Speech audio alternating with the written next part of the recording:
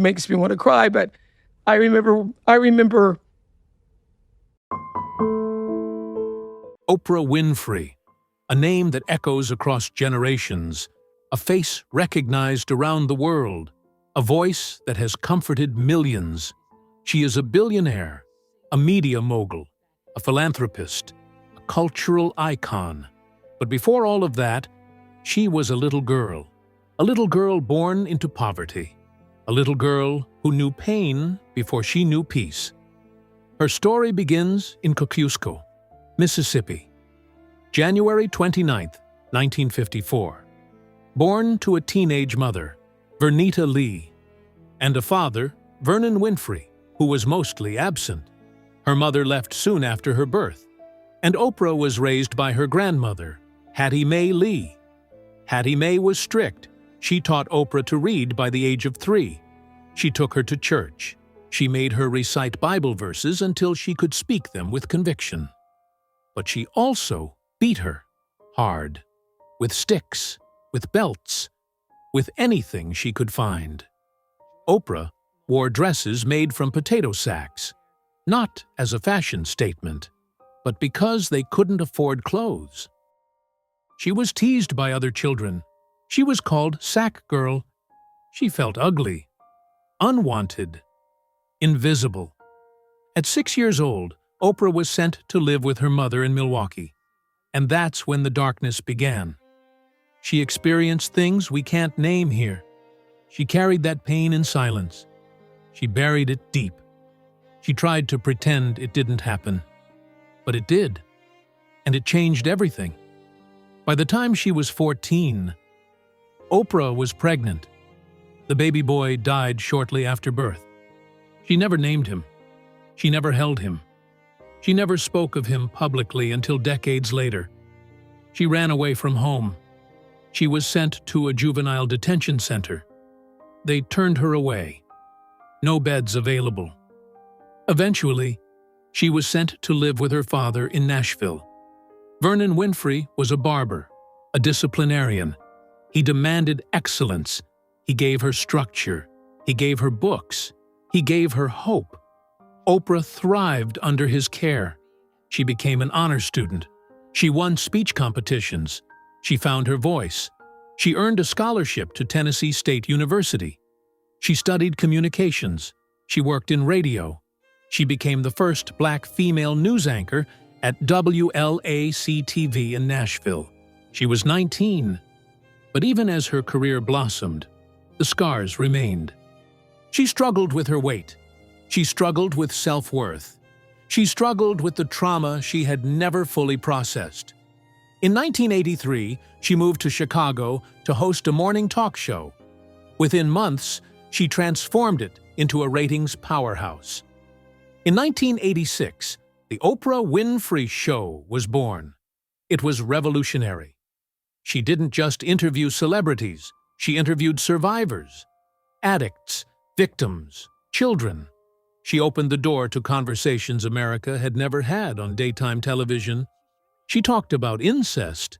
She talked about domestic violence. She talked about AIDS. She talked about racism. She talked about forgiveness. She talked about her own abuse. For the first time, she told the world what had happened to her. She cried on camera. She held the hands of other survivors. She gave them space. She gave them dignity. She gave them voice. She became more than a talk show host. She became a healer. But even as she healed others, she was still healing herself. She faced racism. She faced sexism. She faced relentless scrutiny. Her weight became a national obsession. Tabloids mocked her. Critics dismissed her. They called her too emotional, too ambitious, too powerful, too black. She was told she didn't belong. She was told she was lucky. She was told she was an exception. But she knew better. She wasn't lucky. She was relentless. She built Harpo Productions. She launched O Magazine. She created OWN. She became a billionaire. She became the richest black woman in America.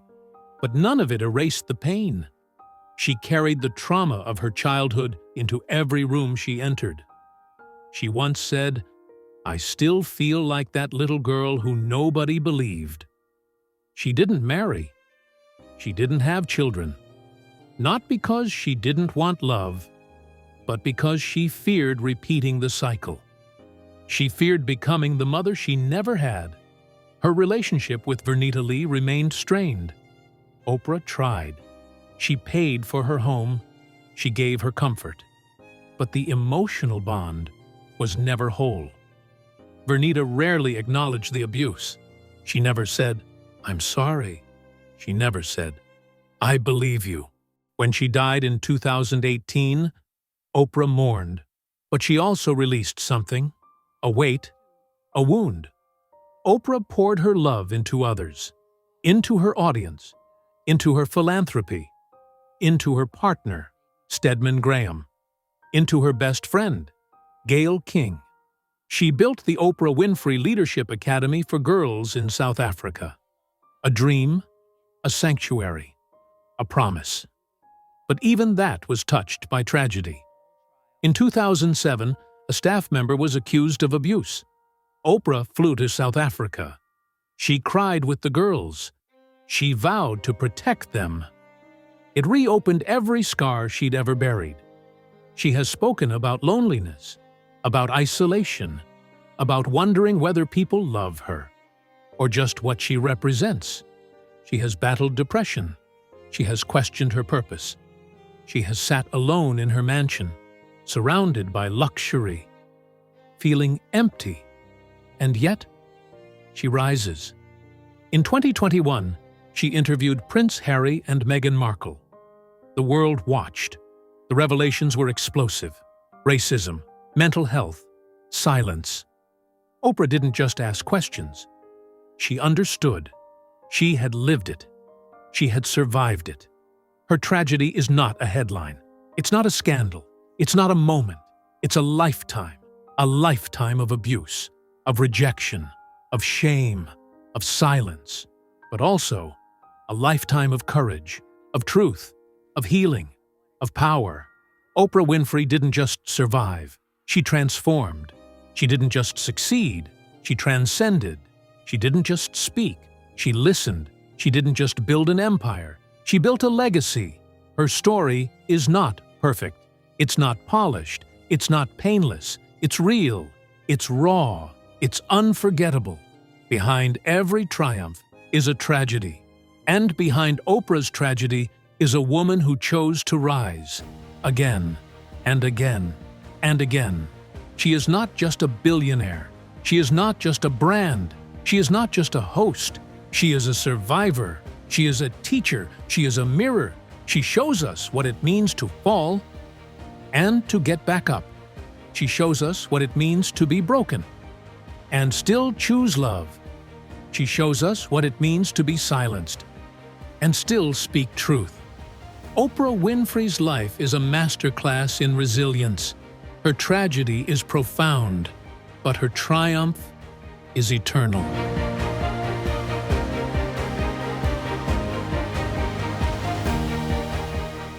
Oprah Winfrey's life is not just a story.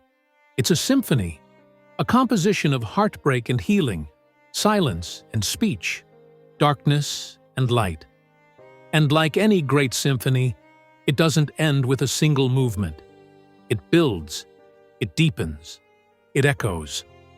As she entered her 50s, Oprah began to shift, not away from the spotlight, but towards something more personal, more spiritual, more intentional.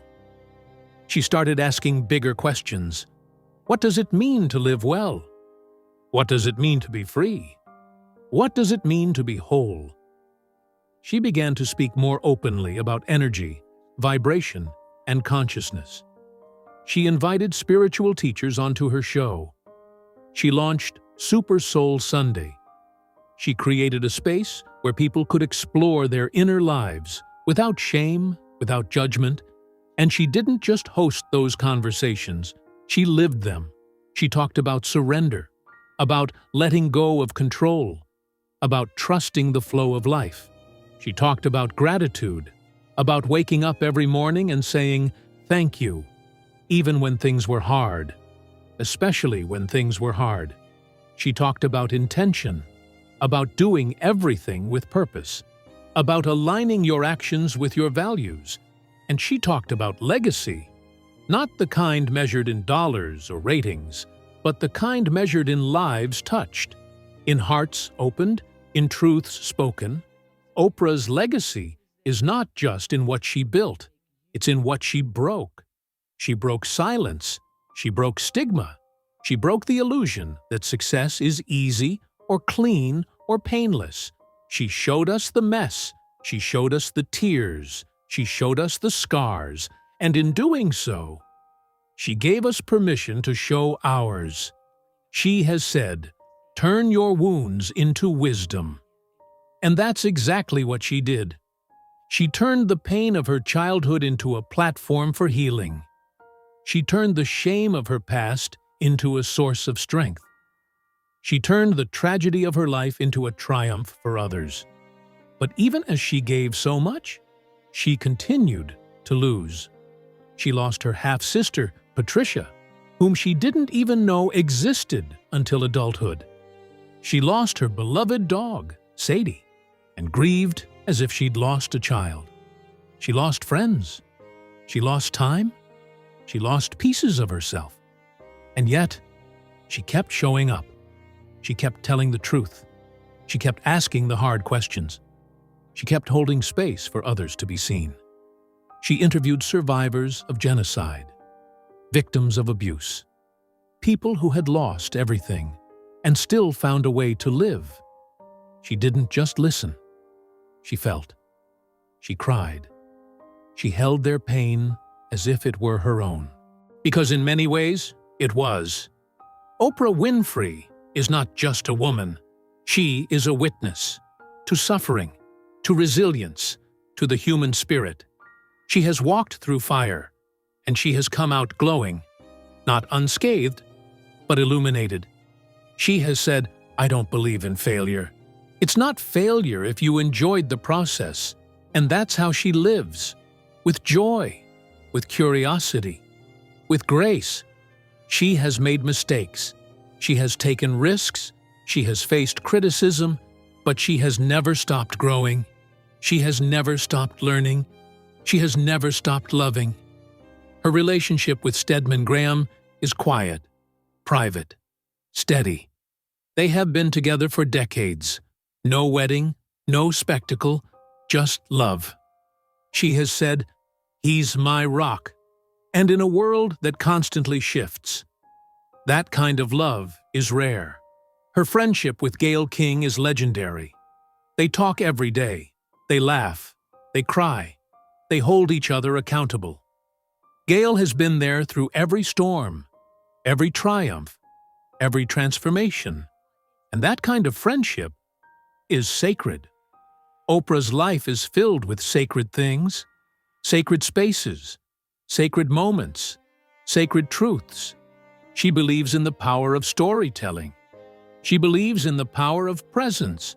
She believes in the power of love. And she lives those beliefs every single day. She has built schools. She has built homes. She has built hope. She has donated hundreds of millions to causes she believes in: education, empowerment, equity. But she doesn't just give money. She gives herself. She shows up. She listens. She learns. She doesn't pretend to have all the answers. She doesn't pretend to be perfect. She just tries, every day, to be better, to be kinder, to be more herself. And that is her gift. She gives us herself. Fully, honestly, bravely. She gives us her story, not just the polished parts, but the painful parts, the parts that hurt, the parts that heal. She gives us her heart, and in doing so, she helps us find ours. Oprah Winfrey's tragedy is not just what happened to her, it's what she had to carry. It's what she had to overcome. It's what she had to forgive. But her triumph is what she chose to become. She chose to become light. She chose to become love. She chose to become truth. And that choice changed the world. She didn't just change television. She changed culture. She changed conversation. She changed lives. She changed mine. She changed yours. She changed hers. And she's still changing, still growing, still rising, still becoming. Because Oprah Winfrey is not done. She is still writing her story, still singing her song, still dancing with destiny. And we are lucky enough to witness it, to learn from it, to be moved by it, to be transformed by it. Because when Oprah speaks, the world listens. And when Oprah loves, the world heals. Her life is a testament to courage, to compassion, to the power of choosing yourself. Her tragedy is deep, but her triumph is deeper.